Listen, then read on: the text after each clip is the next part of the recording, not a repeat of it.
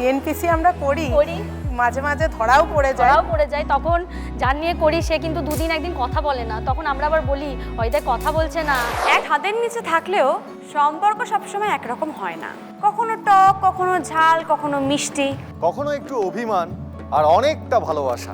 যারা রক্তের সম্পর্ক না হয়েও ধীরে ধীরে হয়ে ওঠে নিজের পরিবারের সবচেয়ে কাছের মানুষ। তারা একে অপরের সবচেয়ে বড় সাপোর্ট সিস্টেম। শাড়ি ভাগ করে পড়া থেকে শুরু করে গোপন কথা শেয়ার, রান্নাঘরের গল্প থেকে শুরু করে সংসারের দায়িত্ব। আজকের ভালোবাসার জুটির পর্ব তাদেরকেই নিয়ে, ননদ, বৌদি এবং দুই চা, সবাইকে ওয়েলকাম। প্রথমে গল্প করবো স্পন্দন এবং রিমার সাথে। স্পন্দন বলল রিমার নাকি বিয়ের ঘট খালি করেছে। হ্যাঁ, শুনি গল্পটা। আমি ছোটবেলা থেকে গান শিখি, আমার মায়ের হাত ধরে গানের পথে আসা। এবার তারপরে আমি গান শেখার জন্য আন্টির কাছে ভর্তি হই, আমায় যে গান শেখাতেন ছোট থেকে আন্টি, তো আন্টির কাছেই ভর্তি হই। এবং তারপরে আমি জানতে পারি যে আন্টির একটা খুব সুন্দরী মেয়ে রয়েছে, ঠিক আছে। এবার সেই মেয়েটি হচ্ছে আমার বৌদি ভাই। এবার সেই মেয়েটিকে বৌদি বানানোর অনেক জার্নি, অনেক গল্প রয়েছে। তার মধ্যে প্রথম কথা হচ্ছে যে আমি গান শিখতাম, তারপরে আন্টির মেয়ের সঙ্গে মানে এনার সাথে আমার আস্তে আস্তে বন্ধুত্ব হলো। তারপরে বৌদি যখন এইচএস দিল তখন ওর ফোন কিনলো নতুন, দাদা কলেজে ভর্তি হয়েছে আর আমাকে বলেছে যে আমার জন্য একটা গার্লফ্রেন্ড খুঁজে দিবি, এমনি ইয়ার কীভাবে বলেছে। তখন আমি ব্যাক অফ দ্য মাইন্ড আমার এটা চলছে যে আন্টির ওই মেয়েটা যে ওরকম সুন্দরী একটা বৌদি, ওটাকে যদি আমি বৌদি বানাতে পারি আমার বন্ধু থেকে, তাহলে কীরকম হয় ব্যাপারটা। তো তখন আমি নাম্বার কালেক্ট করে দাদাকে দিলাম, দাদাও জানতো না যে আমি কার নাম্বার দিচ্ছি। আমি বললাম যে ঠিক আছে তুই নাম্বারটা নিয়ে কথা বলে তো দেখ। বোনকে তো ভালো লেগেই গেছিলো আগে থেকেই। হ্যাঁ, দাদাকে কি দেখে ভালো লাগলো? ছোটবেলা থেকে ওরকম সেন্সে কোনোদিন দেখিনি, কিন্তু তারপরে বড় হতে দেখা করলাম, কথা বললাম, বলতে ভালো লেগেছে সব কিছু মিলেমিশে। এই সব কিছু চেনা জানা, ওকেও ভালো লাগলো। যখন চলে এলে বিয়ের পর তখন ননদ কি টিপস দিয়েছো বৌদিকে? প্রেমের সম্পর্কে কী হয়, সবাই সবার গুডনেসটা সামনে প্রেজেন্ট করে। এবার দাদার যে খারাপ খারাপ হ্যাবিটগুলো, মানে রেগে যায়, রাগচটা খুব, ঠিক আছে, অল্পতে টেম্পটেড হয়ে যায়, নানান জিনিসপত্র বা বাড়ির অন্দরমহলের কিছু টিপস, এই সমস্ত আমি ওকে দিয়েছি, গাইড করে দিয়েছি যে এইরকম রাগি, এইরকম মুডি, একে এভাবে ট্যাকেল করতে হবে, এর সঙ্গে এভাবে কথা বললেই হ্যাপি হবে, মানে এই ধরনের টিপসগুলো এগুলো আমি ওকে এখনও দিই।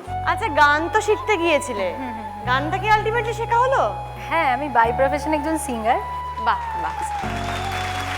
পলি পাবি, মালা পাবি, হবিটা শুনতে চাই, খুব ইন্টারেস্টিং। পিএনপিসি, কার নিয়ে পিএনপিসি সেটা কিন্তু এখন বলা যাবে না। এখানে বললে কেউ জানতে পারে না। না, জানতে পারবে, কেউ জানতে পারবে না। আপনি বলতে পারেন, নিঃসন্দেহে বলতে পারেন। দিয়ে দেখবে ওইখানেই রেখে দিয়ে চলে গেছে, বাড়ি নিয়ে যায়নি। আজকে সবাই এসেছে আমাদের জয়েন্ট ফ্যামিলি। আচ্ছা, কে কে এসেছে? শাশুড়ি মা এসেছে, আমার কাকা শ্বশুর এসেছে, তারপরে কাকি শাশুড়ি এসেছে, আমার ছোট দেওর এসেছে, আমার বড় দেওর এসেছে, হাজবেন্ড এসেছে, ছেলে এসেছে, মেয়ে এসেছে, আমার ছোট যা এসেছে, হবু যা। বাহ, বাহ, আচ্ছা, পুরো এলাকা নিয়ে এসেছে। পিএনপিসি আমরা করি মাঝে মাঝে ধরাও পড়ে যায়, তখন যার নিয়ে করি সে কিন্তু দুদিন একদিন কথা বলে না, তখন আমরা আবার বলি হয়তো কথা বলছে না, নিশ্চয়ই শুনে নিয়েছে রে আমাদের কথাটা, দিয়ে বোঝা যায় কিন্তু যখন শুনে নেয় কথাটা। আর শাশুড়ি মা কিছু বলেন না যখন আপনারা পিএনপিসি করেন? না, চুপ করে শোনে, দিয়ে শুনে কিছুদিন রাগ করে তেজ করে রেগে থাকে, বোঝা যায় যে শুনেছে কিন্তু আমাদের কথাটা। তার মানে শাশুড়ি মা, তার মানে একদম। যখন প্রথম ছোট যা এলো, হ্যাঁ, সেই দিনগুলো কেমন ছিল, কি মনে হয়েছিল? ও যখন এই বাড়িতে আসে আমি ওকে পুরো বন্ধুর মতো পাই, ও আমার খুব ভালো বন্ধু। এবং আমার ছোট বোন আছে, তো আমি যে বোনকে ছেড়ে বাপের বাড়িতে এসেছিলাম আমি কিন্তু এখানে এসে সেটা বুঝতে পারিনি। তোমরা সুখে দুঃখে যে একসঙ্গে থাকো, হ্যাঁ, এটা বলেছো, মানে সেটা কিরকম, মানে সেই বিয়ের পর থেকেই? হ্যাঁ, বিয়ের পর থেকে সুখ বলতে আমাদের বাড়িতে যখন কোনো অনুষ্ঠান হয়, আমাদের একান্নবর্তী পরিবার তো অনেক লোক আসে, 40-50 জন লোক আসে, আর আমি একটু রান্না বেশি ভালো করি, বাদবাকি কাজ কিন্তু ও সব করে দেয়, কিন্তু লোকে বেশি ক্রেডিটটা আমাকেই দেয়, তো ও কোনোদিনও সেই ব্যাপারে রাগ করে না। কিন্তু পলিদি তো আগে এসছে, তুমি 3 দিন পরে এসেছো, তো আসার পর থেকে দিদির কাছ থেকে কি সাপোর্ট পেয়েছো? দিদির কাছ থেকে পুরোটাই সাপোর্ট পেয়েছি। আমি যখন এসেছিলাম আমি এক কাপ চাও বানাতে পারতাম না, তো আমাকে হাতে ধরে চা থেকে বিরিয়ানি অবধি পুরোটাই বানানো শিখিয়েছে। বাহ, এভাবেই তোমরা একে অপরের পাশে থাকো এবং নিজেদের সংসারটাকে এভাবেই এগিয়ে নিয়ে যাও। আর আমরাও ওইভাবেই চাই যেন সারা জীবন একসাথে। একদম একদম, খুব ভালো থাকবেন আপনারা, একে অপরের পাশে এইভাবেই সবসময় পাশে থাকবেন। তনুশ্রী এবং মৌসুমী, বলো তোমাদের জার্নি কিভাবে স্টার্ট হলো? আমি যখন ক্লাস 11-এ পড়ি তখন আমার বৌদি ভাই আমাদের বাড়িতে আসে, আর আমি বাড়িতে সব থেকে ছোটো মেয়ে, আমার দাদা, আমার বাবা মা আর আমি। তো ছোটো মেয়ে হলে যা হয় আদরের। হ্যাঁ, খুব আদরের। আর আমি প্রথম ভেবেছিলাম যে আমার বৌদিভাই কেমন হবে, আমাকে কেমনভাবে দেখবে। তো ও প্রথম দিন যখন এসেছিল বা আমার সাথে কিছু একটা কারণে আমি একটু রাগ করে বা অভিমান করে একটু হয়তো একা ছিলাম, খাবো না বলে বায়না করেছিলাম। আমার বৌদিভাই কিন্তু তখন প্রথম দিন এসেই আমাকে ওর মানে যা হয়েছিল আমাকে গালে তুলে দিয়েছিল যে তুমি খাও, আমাকে বলেছিল যে রাগ করো না। তখন থেকে আমি বুঝে গেলাম যে আমার বৌদিভাই নয়, আমার দিদিভাই। এরপরে আস্তে আস্তে আমার প্রেম জীবনে পদার্পণ করি, তখনও আমার বাড়িতে হচ্ছে প্রবলেম হয়, যা হয় একটা মাত্র মেয়ে, দেখে শুনে দেওয়ার ইচ্ছা ছিল। ও বাড়িতে কনভিন্স করে, ওকে সবসময় বলতাম বৌদিভাই তুমি প্লিজ একটু রাজি করিয়ে দাও বাড়িতে, যদি বাড়িতে বাবা মা একটু রাজি হয় তাহলে আমি এখানেও সাকসেস হব। তো ও তখন বললো ঠিক আছে। আস্তে আস্তে ও বাবা মাকে বুঝিয়ে দেয়। আমার বিয়ে এখন হয়েছে 1 বছর।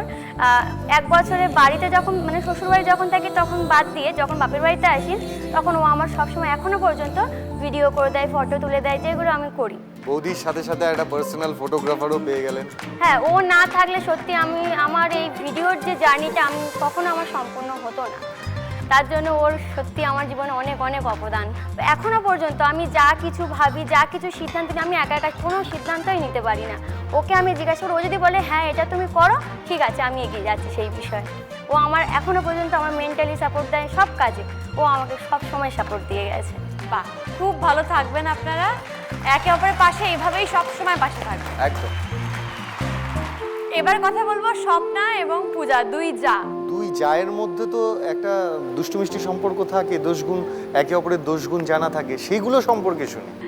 আমাদের মধ্যে সেরকম একটা মানে বিষয় নেই যে ওর কিছু দোষ বলবো, কারণ ওর অনেক গুড মানে ভাইবসগুলো খুব আমার ভালো লাগে, যেরকম ও খুব স্পিরিচুয়াল, মানে ঠাকুর দেবতার ভক্তি, বা ওর কি বলবো বিনয়ী খুব, মানে যদি আমাদের মধ্যে মনোমালিন্য হয়ও গুণটাই বলবো ওর, কারণ হচ্ছে ও সেটা মানিয়ে নেয়। আমি হয়তো রাগ করে থাকলে ও পরক্ষণে এসে বলবে দিদি তুমি রাগ করেছো, দিদি ভাই তুমি কথা বলছো না আজকে, মানে টেক্সট করতে থাকে মেসেজে। আমাদের মধ্যেও একটা গ্যাপ ছিল, কিছুদিনের একটা মনোমালিন্য ছিল, এমনি জাস্ট কথা বন্ধ ছিল, কোনো ঝগড়াঝাটি কিছু না।